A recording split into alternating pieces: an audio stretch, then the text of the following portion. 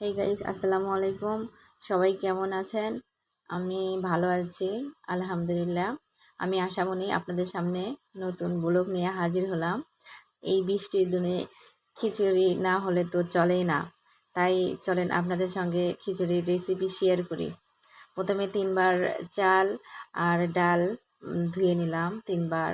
তারপর মরিচ, লবণ, হলুদ, যা যা লাগে আর কি সব দিয়ে হাতে মেখে দিয়ে, আমি তো প্রেশার কুকারের খিচুড়ি একটু বেশি পছন্দ করি, তাই প্রেশার কুকারে 2টা সিজ দিয়ে নিলেই হয়ে যায়।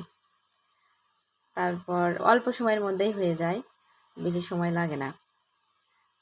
এই তো হাতে মাখা দিচ্ছি, দিয়ে বেশি সময় লাগবে না, 5-10 মিনিটের মধ্যেই খিচুড়ি এই তো হয়ে গেছে। ফাইনাল লুক দেখেন, ওয়াও, সেই সুন্দর, খাইতেও অনেকটা স্বাদ হয়েছে। আপনারা কি রান্না করলেন এই বৃষ্টির দিনে সবাই একটু কমেন্টে জানাবেন। আর আমার খিচুড়ির কালারটা কীরকম হয়েছে সেটাও একটু জানাবেন। আমার জন্য একটু দোয়া করবেন। তারপর তাড়াতাড়ি করে না খাইয়ে নিচ্ছি আমি।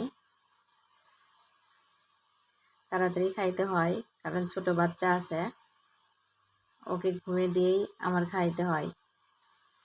অনেক স্বাদ হয়েছে। বৃষ্টির দিনে তো খিচুড়ি না হলে চলে না।